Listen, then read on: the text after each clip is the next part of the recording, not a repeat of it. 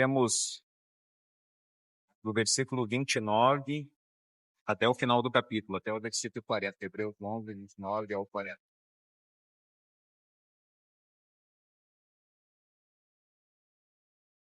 Você já admirou a fé de alguém e pensou da seguinte forma: eu jamais terei essa força, eu jamais terei essa confiança que essa pessoa tem? Já passou por isso?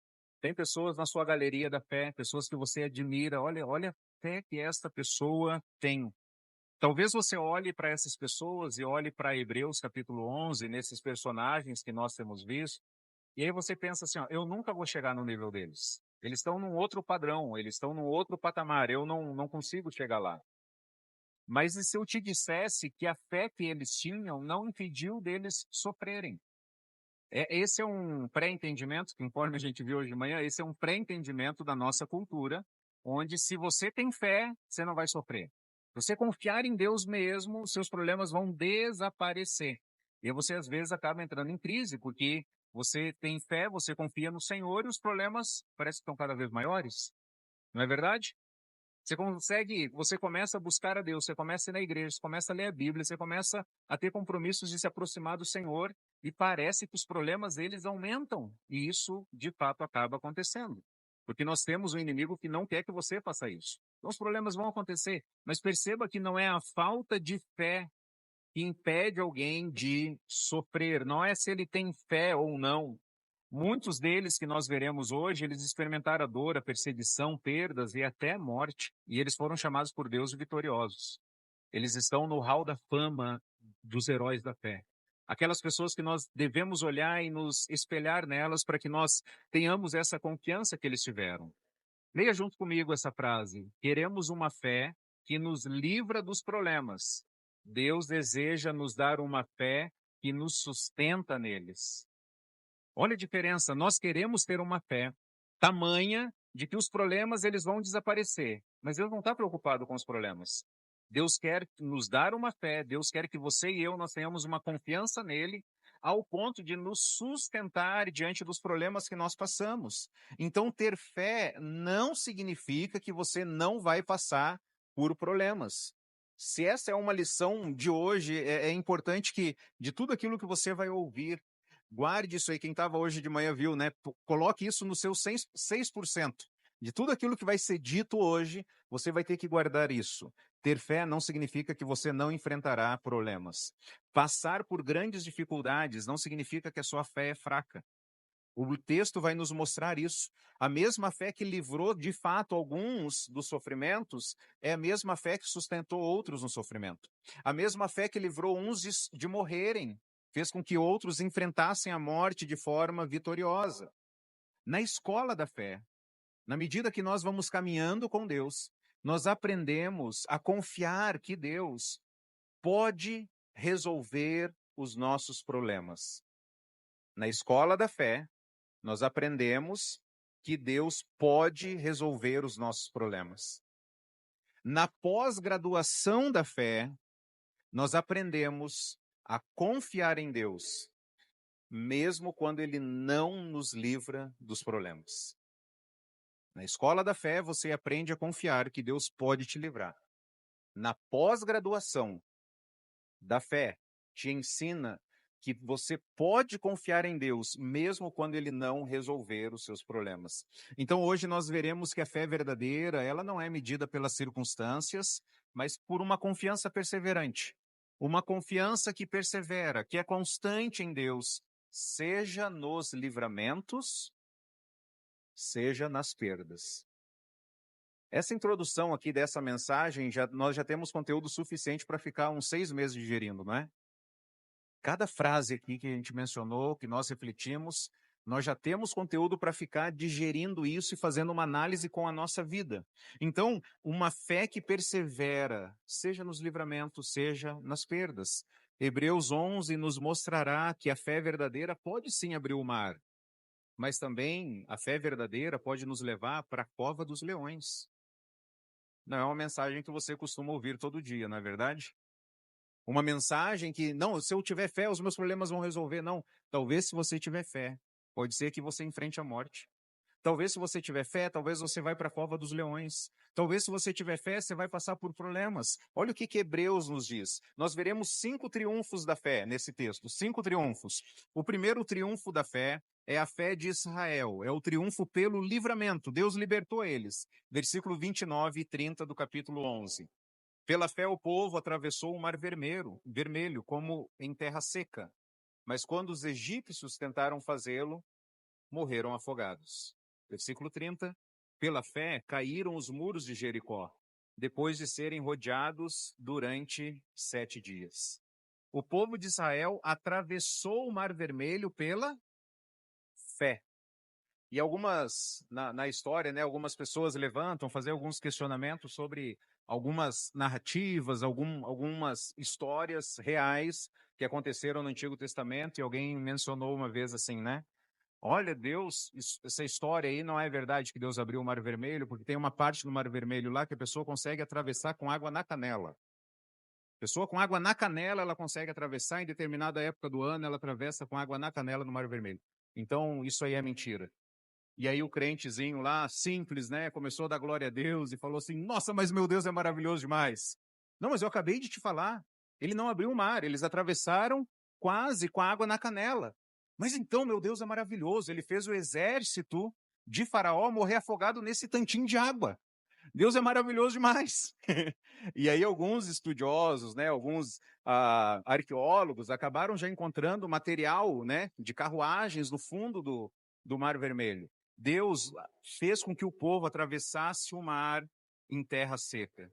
Pelo versículo 30 diz que os muros de Jericó, eles caíram pela fé. Perceba que ao chegarem na terra, estavam chegando na terra prometida, Jericó era uma cidade humanamente inconquistável, inconquistável. E quando o povo chega naquela cidade, Deus fala assim, comecem a dar voltas, em silêncio.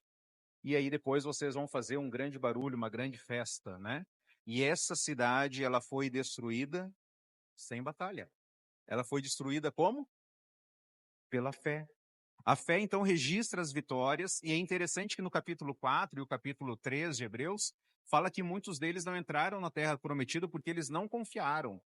Mas a fé verdadeira, ela está mostrando essas vitórias e não registrando aqueles 40 anos de incredulidade. Então, essa primeira parte, nesses versículos, mostra a fé de Israel, um triunfo pelo livramento. O segundo triunfo aqui, nós vemos no versículo 31, o triunfo da graça, porque ele fala acerca de Raabe. Quem era Raabe? Veja o versículo 31. Pela fé, a prostituta Raabe por ter acolhido os espiões, não foi morta com os que haviam sido desobedientes. O autor de Hebreus agora está registrando uma mulher, no contexto da cultura judaica do Antigo Testamento.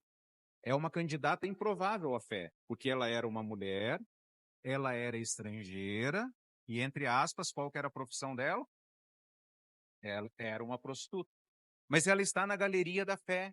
Veja que incrível. Pela fé ela se tornou parte do povo de Deus. Pela fé ela se casou com Salmão. Vá lá, deixa Hebreus capítulo 11 marcado, vá para Mateus capítulo 1, versículo 4 a 6. Mateus capítulo 1, versículo 4 a 6.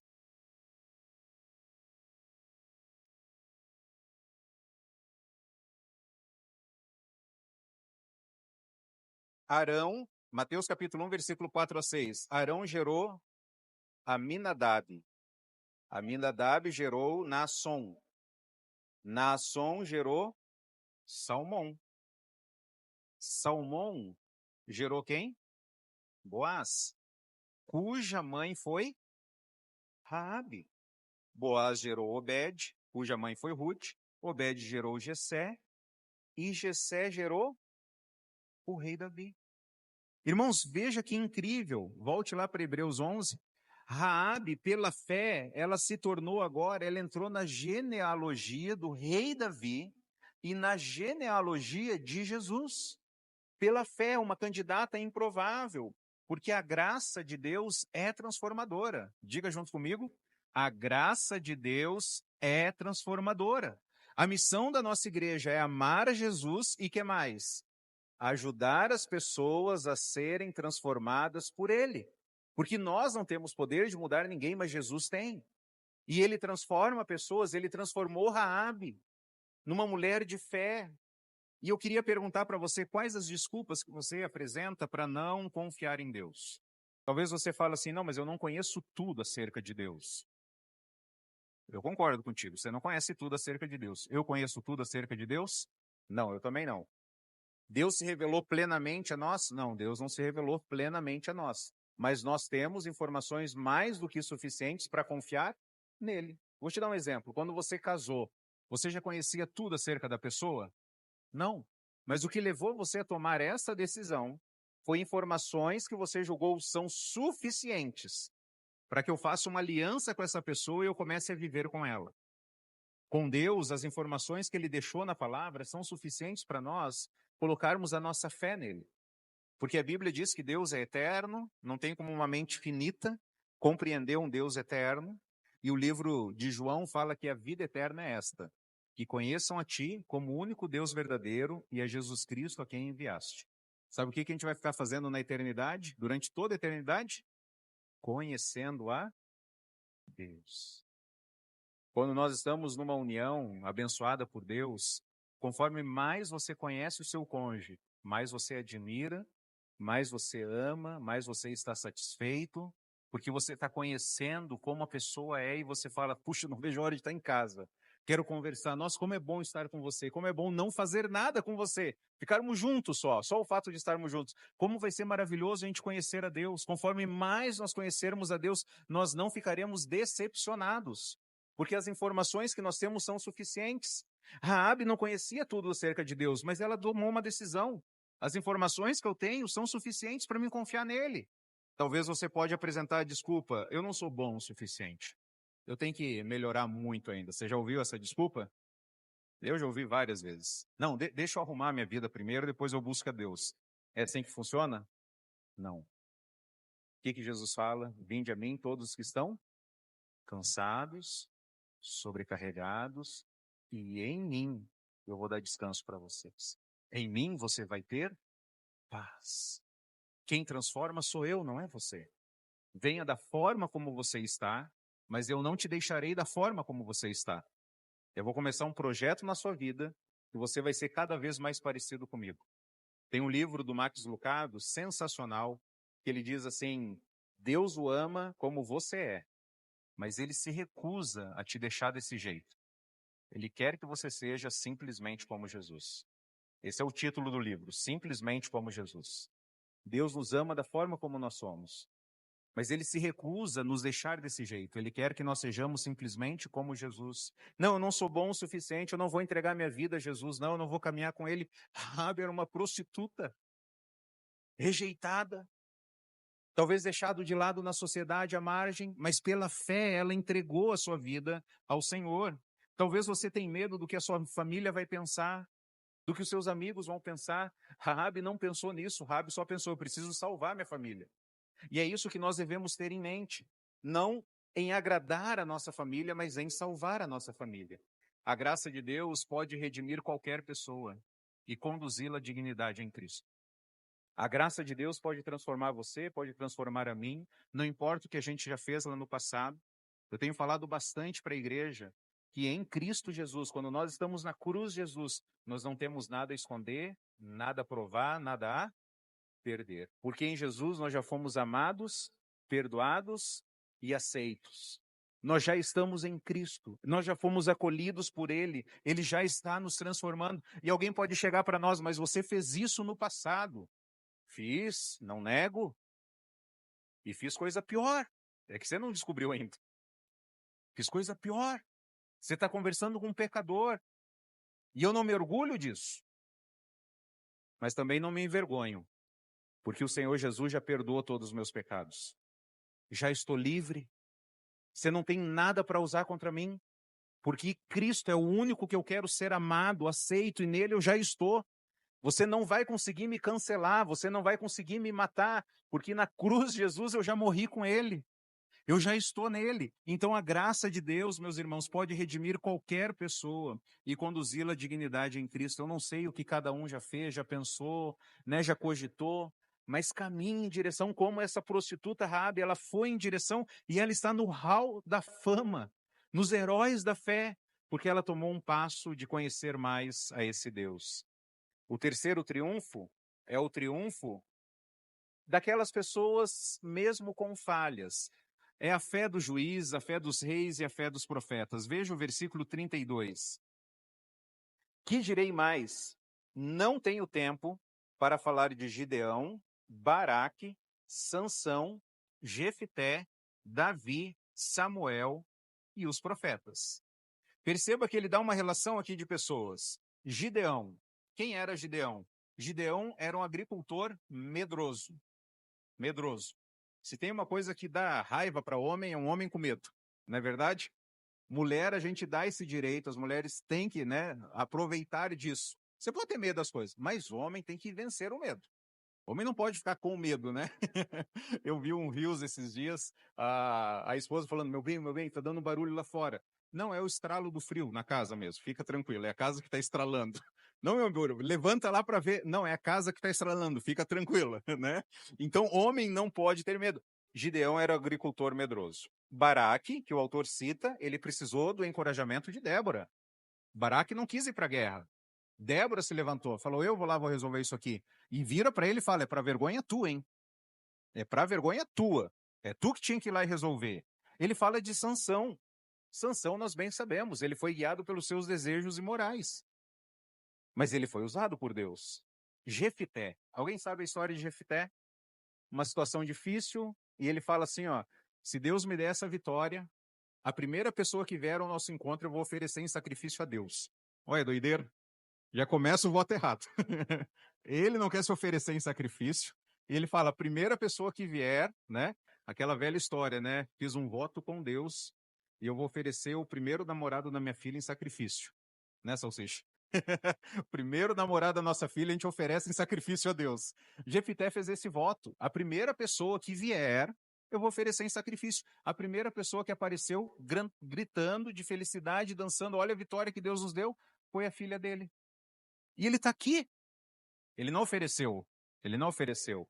Ele erra duplamente ali na situação. Fez um voto tolo, não cumpriu o voto, não deveria ter cumprido o voto, obviamente, mas fez um voto tolo. E ele está onde? Na galeria da fé. Porque ele confiou em Deus. Davi, ele expressou fé nas suas ações, nas suas canções. Nós vemos os salmos. Por que os salmos são tão incríveis para nós? Porque são realidades do salmista. Ele está falando como que ele está se sentindo, ele está falando das suas provações, das suas dificuldades. Samuel e os profetas, todos eles responderam com fé. Todos esses venceram pela fé, sim ou não? Sim. Mas todos eles, conforme nós mencionamos, eles deixaram um legado ambíguo. Um legado com falhas, com manchas. Não podemos seguir o que Jefté fez, não podemos seguir o que Davi fez no adultério, não podemos seguir o que Sansão fez, nós não podemos seguir o que essas pessoas fizeram, mas eles serviram aos propósitos de Deus. Todos tinham falhas, mas eles evidenciaram uma fé verdadeira. Está conseguindo entender, irmão? Todos tiveram falhas, mas eles manifestaram uma fé verdadeira em Deus. O que isso tem a ver conosco? Tudo. Porque eu e você, nós temos diversas falhas. Se alguém chega para o nosso cônjuge, alguém chega para os nossos filhos, eu já mencionei isso na igreja algumas vezes, né? Por que uma das qualificações do pastor, ele tem que ser hospitaleiro. O pastor tem que ser hospitaleiro, o pastor tem que receber pessoas em casa. Por quê? No meu entendimento é que a igreja tem que chegar na casa do pastor e ver como que ele está tratando a esposa, como que ele está tratando os filhos, quando as coisas dão errada, como ele reage. Tem que estar junto, tem que estar conhecendo. Então, se nós queremos conhecer as pessoas, é só a gente perguntar para a família. Uma vez alguém falou assim, eu quero ingressar no ministério. Muito bem, legal, louvado seja Deus por isso. 1 Timóteo 3 fala, quem deseja episcopado, deseja uma nobre função. Muito bom. Mas a gente tem um processo. Um desses processos eu vou conversar com a tua esposa. Um desses processos eu vou conversar com seus filhos. Eu quero ver o testemunho deles. Porque se você não é pastor da sua casa, você não pode ser pastor da igreja de Deus. Se você não cuida dos seus, não tem como você cuidar da igreja do Senhor. E aí, quando nós colocamos, então, pessoas, circunstâncias, a nossa vida, a minha vida, da minha família, sobre um ângulo onde nós conseguimos ver melhor, né, um microscópio, nós conseguimos ver as falhas. Mas todos esses homens aqui e mulheres confiaram no Senhor. O que Deus chama a mim e a você? Caminhe, meu irmão, com arrependimento e fé. Não acho que você vai ter uma vida perfeita. Nós não teremos uma vida perfeita. Só tem um que é perfeito. Quem é? Jesus Cristo. Nós amamos o perfeito e nós buscamos o perfeito. É possível, então, viver pela fé, apesar das nossas falhas, apesar do nosso casamento cheio de problema, nossa família cheia de problema, os nossos filhos cheios de problema, nós podemos caminhar pela fé. O quarto triunfo é o triunfo mesmo em meio ao sofrimento. Vamos ler juntos? Triunfo mesmo em sofrimento. Olha o que ele diz no versículo 33. Ele vai começar a falar das proezas. Versículo 33. Ele começou no 32 falando assim, ó, que direi mais, né? Os quais, pela fé, o que eles fizeram? Conquistaram reinos. Eu vou lendo aqui umas partes e vou parando, tá? Só para a gente poder refletir melhor. Conquistaram reinos, ou seja, eles derrotaram estrangeiros, invasores de Israel. Essas pessoas, elas tiveram fé. Elas estenderam o reino de Israel. O texto ainda diz, praticaram a justiça. Eles julgaram questões da vontade de Deus, situações entre as nações. O texto diz, alcançaram o cumprimento de promessas. Israel entrou na terra prometida. Deus prometeu e Deus cumpriu. Eles chegaram lá na terra, eles chegaram. O texto diz mais o quê? Fecharam a boca de leões. Ah, irmãos, olha que incrível. Imagina, né? O rei lá joga Daniel, aí daqui um pouco aparece lá e Daniel está lá louvando a Deus e os leões estão lá ao redor, né? Juntos, fecharam a boca de leões. Talvez Sansão aqui também pode entrar, talvez Davi também. Que mais? Apagaram o poder do fogo. Talvez aqui uma referência aos amigos de Daniel. Foram lançados na fornalha. E os homens que lançaram eles se queimaram. De tamanho era o calor. Que mais que o texto fala? Escaparam ao fio da espada. Talvez Elias, Eliseu, Jeremias, Davi, sendo libertos de guerras. Que mais que o texto fala? Da força, da fraqueza, tiraram força. Tornaram-se poderosos na batalha. Puseram em fuga exércitos estrangeiros. Olha o início do 35. Houve mulheres que pela ressurreição tiveram de volta os seus mortos. E aí a gente para aqui. Olha só que interessante, talvez aqui o autor, lembrando da mulher de Sarepta, talvez a Sunamita, que tiveram seus filhos de volta. Olha só esses homens e mulheres pela fé, onde eles fizeram proezas. Só que o texto continua. O texto no versículo 35, na parte B, ele vai falar que eles também sofreram profundamente. Olha o final do versículo 35. Uns foram o quê? Torturados. E se recusaram a ser libertados para poderem alcançar uma ressurreição superior. Eu lembro uma vez que eu estava assistindo um filme chamado Argo. Se eu não me engano, ele é baseado numa história verdadeira, se eu não me engano. E aí tem uma hora que esse jornalista, ele está lá num país do Oriente Médio, capturam ele, acho que eu já contei isso para os irmãos, e ele está com as mãos em cima de uma madeira, está aprisionado, e eles querem tirar uma informação dele, ele não entrega a informação. E aí eles vêm com um alicate e pegam uma primeira unha dele e falei, você vai falar ou não vai? Não vou falar. Arranca a unha. E aí vai na segunda. E eu vendo aquela cena do filme, eu fiquei comovido, porque e se fosse eu, no lugar desse cara, e os caras fazendo isso para que eu negasse a Jesus? Porque alguns irmãos passam por isso. São perseguidos, são maltratados, são torturados. E o texto diz que alguns foram torturados e eles se recusaram a serem o quê? Libertados. Porque o olhar deles, o coração deles não estava nesse sofrimento. O olhar deles estava numa vida futura ao lado de Deus. Eles queriam ir logo, estar com Jesus. Não, termina o seu serviço logo. Pode matar, eu quero ir logo para casa. Termina aí. Não, mas a gente vai te libertar. Não, não quero ser liberto aqui desse mundo. Eu quero ser liberto para estar com meu Jesus. Então faz o serviço de vocês aí que eu aguento. Foram torturados e se recusaram a ser libertados. O que mais que o texto diz? Versículo 36. Outros enfrentaram zombarias e açoites. Lembra quando a gente era disciplinado pelos nossos pais? Só uma havaianada bem dada já fazia a gente confessar tudo, até o que a gente não tinha feito. Foram açoitados. Outros ainda, o texto continua, foram acorrentados e colocados na prisão. Apedrejados. Pedrejados. Zacarias, filho do sacerdote Joiada, lá em 2 Crônicas, outros profetas, talvez Jeremias, segundo a tradição, foram apedrejados. E você sabe que o apedrejamento na cultura judaica não era essa brita que a gente tem aí, que a gente usa em construção, sabe? Uma britinha daquela dali.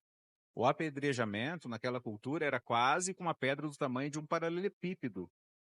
Então pegava uma pedra daquela e arremessava sobre alguém que estava em apedrejamento, era uma, já arrancava o braço já. Era outro, fêmur já era. Dava na cabeça, o olho já caía. O apedrejamento era assim, até fazer um monte de apedrejamento sobre a pessoa. Alguns foram apedrejados.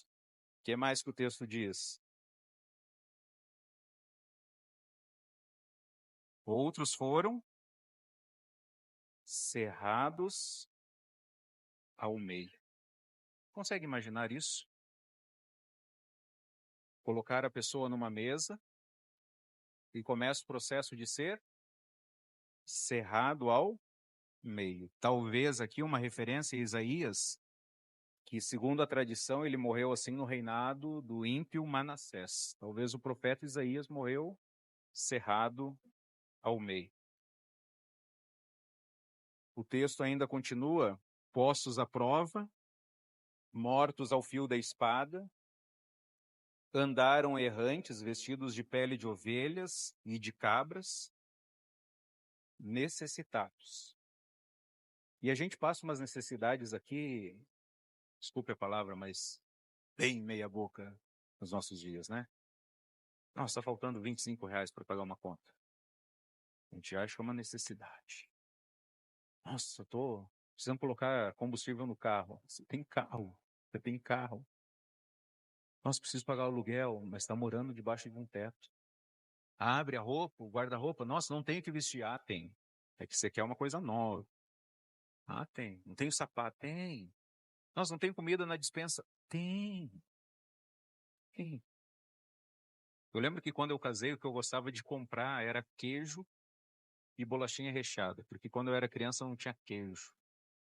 Nossa carne era salsicha, era ovo. Quando estava bem, as coisas estavam bem, era frango. Pergunta para minha esposa se eu gosto de comer frango. Pergunta para minha esposa se eu gosto de gelatina como sobremesa. Quando tinha coisa boa, era gelatina. E a gente acha que isso é necessidade.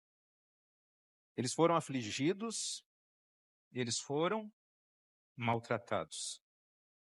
E o versículo 38 fala: o mundo não era digno deles. Ah, o mundo... Essas pessoas aqui, gente, essas daqui eram quase anjos. Eles não deveriam nem ter vivido aqui. São pessoas que caminharam tanto com Deus. O texto ainda continua falando que eles vagaram pelos desertos e montes, pelas cavernas e grutas. O mundo não era digno dessas pessoas.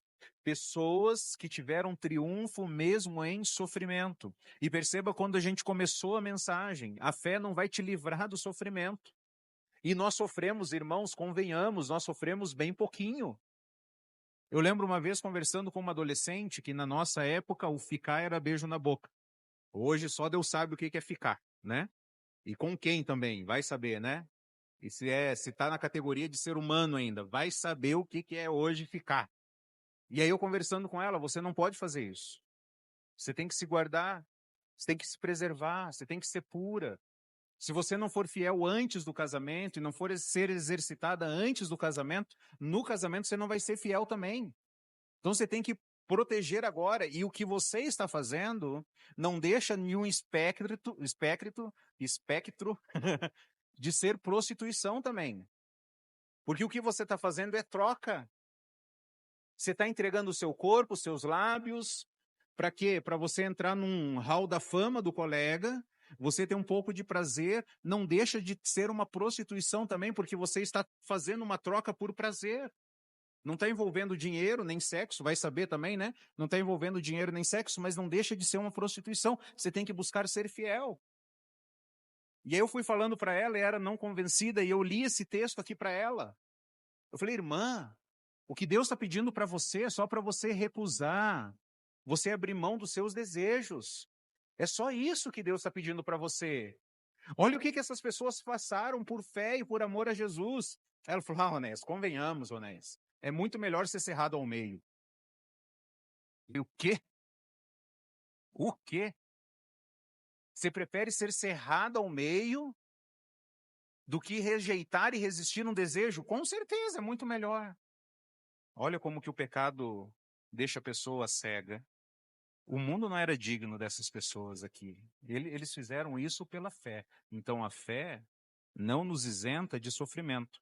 A fé não livrou do sofrimento, mas sustentou em meio a ele. Vamos ler juntos? A fé não livrou do sofrimento, mas sustentou em meio a eles. Nero, o imperador de Roma, quando jogava os cristãos nas arenas, teve uma frase muito interessante dele que ele vira para as pessoas e fala: esses crentes aí, eles sabem como morrer. Esses daí sabem como morrer. Porque o não crente, ele entra em desespero.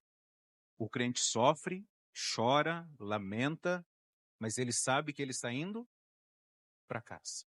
Ele sabe que ele vai ser curado, vai ser restaurado. Jesus vai enxugar todas as nossas lágrimas. O crente está indo para casa. Irmãos, lembra disso. Não é o fato que você está caminhando com Jesus, buscando a Deus e querendo se aproximar de Deus. A sua vida vai ser um mar de maravilhas. Talvez não, irmão. Talvez não. Talvez você vai ter muito sofrimento. E o que o autor de Hebreus está encorajando tantos leitores da época como a nós também, coloque a sua fé em Jesus, mesmo em meio ao sofrimento. Porque essa fé em Jesus, ela é capaz de sustentar você nas tribulações, nas dificuldades, nas angústias, nas pressões. É só essa fé em Jesus que é capaz de sustentar. E o quinto triunfo da fé é o triunfo futuro em Cristo. Veja o versículo 39 e 40. Todos esses receberam um bom testemunho por meio da fé. No entanto, nenhum deles recebeu o que havia sido prometido. Deus havia planejado algo melhor para nós, para que conosco fossem eles aperfeiçoados. Olha que interessante, o texto diz: o triunfo da fé não significa que você vai colher imediatamente os resultados. Nós queremos que as coisas aconteçam de forma rápida, não é verdade? Eu creio hoje, eu oro hoje, eu leio a Bíblia hoje, eu jejuo hoje, eu já quero que as respostas aconteçam hoje. E aí o texto fala, o versículo 39, todos esses receberam um bom testemunho por meio da fé. No entanto, nenhum deles recebeu o que havia sido prometido. Você tem fé nesse ponto? De confiar em Deus e aguardar por Deus mesmo sem receber agora, nesse tempo aqui, o que Deus prometeu? Você tem essa confiança? Todos esses não receberam plenamente o que foi prometido. Porque o que Deus havia prometido era Jesus. O que Deus havia prometido que se cumpriria, eles estavam antecipando, eles estavam olhando, eles estavam contemplando que viria algo muito melhor. O texto diz esse algo melhor no versículo 40. O que é melhor? O que é melhor que Deus planejou? É Jesus. Melhor não é um carro melhor, não é uma casa melhor, um cônjuge melhor. Eu vou trocar esse aqui, vou trocar esse aqui. Não, não é. Algo melhor é Jesus. tendo Cristo. A promessa maior é Cristo, esse é algo melhor. Eles não tinham a Bíblia completa como nós temos. E eu já mencionei para os irmãos, essa galeria da fé que nós temos estudado nesses domingos, eles tinham uma pequena luz, é quando você levanta de madrugada. É uma pequena luz, é a luzinha talvez da televisão, a luz do celular, aquela luzinha pequenininha, talvez do controle, talvez um pouquinho de luz que vem pela janela do banheiro, você consegue levantar e com aquela pouquinho de luz você consegue caminhar. E aí, de repente, você tem mais luz acesa. Você tem holofote, você tem coisas fortes. E aí você vai caminhando com mais tranquilidade, porque agora tem claridade. Esses aqui, eles não tinham tanta clareza. Eles tinham só um lance de luz, um flashzinho. Mas eles deram esse passo, eles confiaram que viria algo melhor. Esse algo melhor já veio, esse algo melhor é Jesus. Eles tinham vislumbres da promessa, mas não tinham a plenitude. A redenção completa está em Cristo. E é interessante que o texto fala, Deus havia planejado algo melhor para nós, para que conosco eles fossem aperfeiçoados. Então, junto com eles, pela fé, nós estamos e nós vamos chegar lá no céu e a gente vai encontrar essa galera aqui. Irmão, tu foi cerrado ao meio, é? Conta aí como é que foi. Você foi apedrejado? Fala aí. Você, sunamita, você teve seu filho de volta? Como que é isso? O treinador do PSG, que ontem foi campeão da Champions League, eu não sabia daquela história. 10 anos atrás, ele comemorou num estádio, junto com a filha dele. Tinha 5 anos na época, eu acho que 4 anos. Dentro do estádio, ele comemorando, feliz, com a bandeira. A garotinha dele, a princesinha dele, foi lá, colocou a bandeira. 4 anos depois, vem o câncer, e o câncer leva a garotinha. Agora, 10 anos depois, ele é campeão de novo. E a torcida foi lá e colocou um grande bandeirão lá, porque ele havia falado, eu sinto que ela vai estar comigo, ela vai estar me olhando. Imagina, não sei se alguém aqui já perdeu um filho, mas eu acho que é uma das piores dores que alguém pode passar. Tem um irmão da nossa igreja que perdeu um filho, uma filha com idade 9, 10 anos.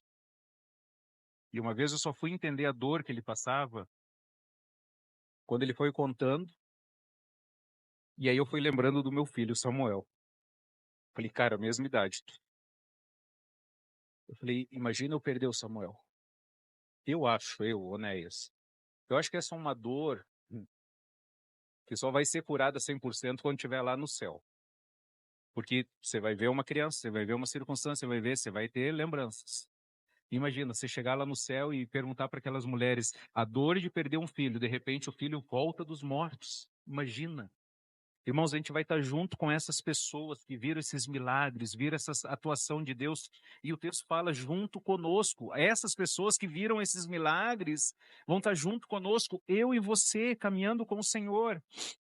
Então, a vitória da fé está em Cristo, não nas circunstâncias. Vamos ler juntos? A vitória da fé está em Cristo, não nas circunstâncias. Não é se você perdeu um filho, não é se você perdeu o emprego, não é se você perdeu a saúde. A vitória de Cristo, a vitória da fé, ela está em Jesus Cristo, não é nas circunstâncias.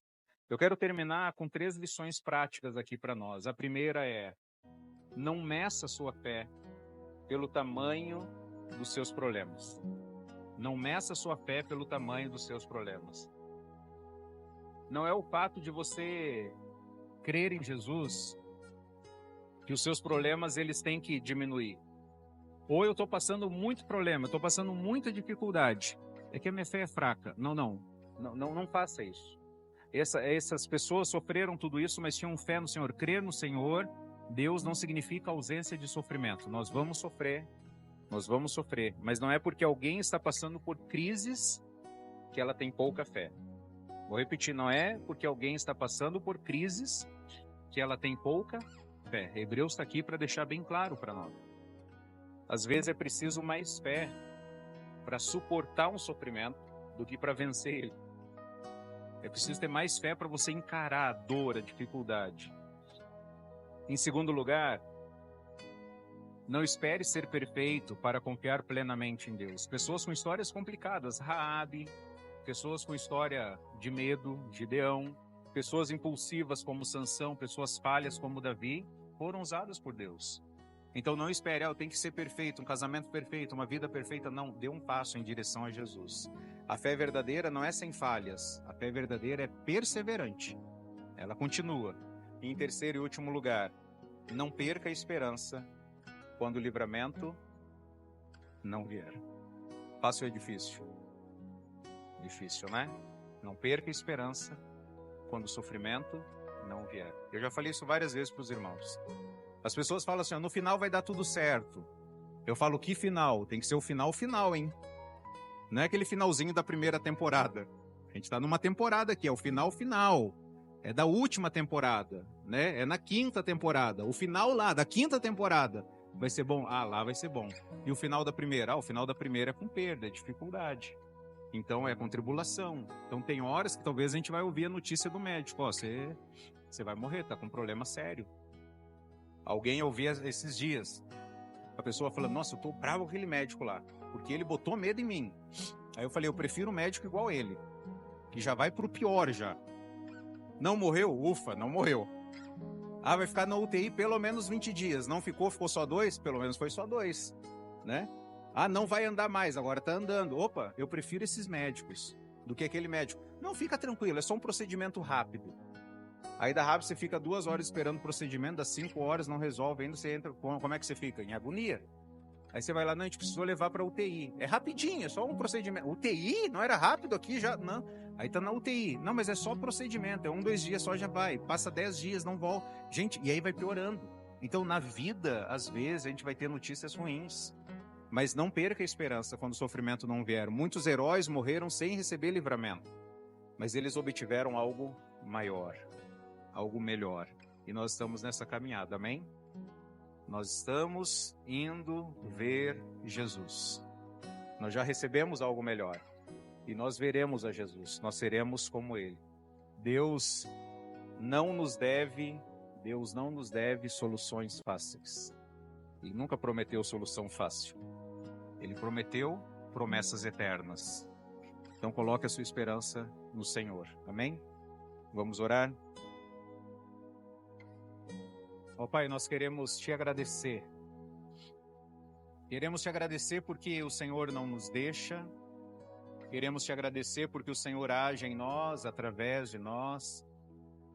Queremos te agradecer porque mesmo com essas histórias de falhas, de sofrimento, a gente olha para elas e fala assim, como a gente precisa melhorar ainda, como a gente precisa crescer ainda. Mas a gente olha para elas e essas histórias nos impulsionam, porque a gente pode colocar a nossa fé no Senhor, porque pessoas com uma vida imoral, pessoas guiadas pelos desejos, pessoas que falaram coisas que não deveriam ter falado, confiaram em Ti, entraram na galeria da fé.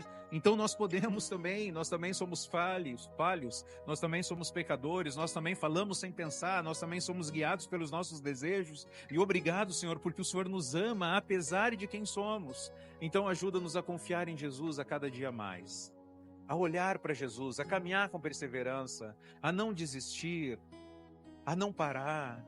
E quando o sofrimento bater a porta, ele bate. Às vezes bate forte. Quando o sofrimento bater a porta, a gente não vem a questionar o seu amor. A gente vem a lembrar que o Senhor nos ama, que o Senhor está conosco, o Senhor prometeu, o Senhor vai cumprir. E talvez esse sofrimento pode até nos levar ao encontro com o Senhor. Então ajuda-nos, ó Pai, a caminhar com Jesus a cada dia mais, enquanto aguardamos o dia que o Senhor nos levará para casa. Que o Senhor nos encontre fiéis. É no nome de Cristo Jesus que nós oramos. Amém. Amém. Nós vimos 5 triunfos. Nós vimos o triunfo da fé pelo livramento, o triunfo pela graça, Raabe, o triunfo das falhas com os juízes, reis e profetas, triunfo mesmo em meio ao sofrimento. E nós vimos o triunfo do futuro em Cristo Jesus. Converse com a pessoa do lado E qual desses triunfos você vai lembrar mais e vai tentar se apegar e vai tentar colocar em prática? Converse aí com a pessoa do lado, interaja um pouquinho mais. Qual desses 5 triunfos aí você vai tentar colocar em prática e viver aquilo que nós aprendemos aqui? Converse aí com a pessoa. Essa caminhada em Hebreus tem sido muito boa para mim. Deus tem chamado muito a confiar nele. E essa mensagem aqui sobre ter fé no Senhor mesmo em meio aos sofrimentos, que Deus nos ajude a confiar nele. Amém? Se uma nova lista de heróis da fé fosse escrita, você estaria lá? Aí você fala, não, eu não estaria porque tinha falhas. Não, essas pessoas tinham falhas. Eu não estaria porque eu tenho medo. Essas pessoas tinham medo. Eu não estaria lá porque às vezes eu sou guiado pelos impulsos. Também tinha pessoas assim. A questão não são os problemas, não são as circunstâncias. A questão é sua fé em Jesus. Você estaria nessa relação aí? Vamos louvar ao Senhor, em reflexão, pensando em tudo aquilo que o Senhor fez por nós. Vamos louvar ao nosso Jesus.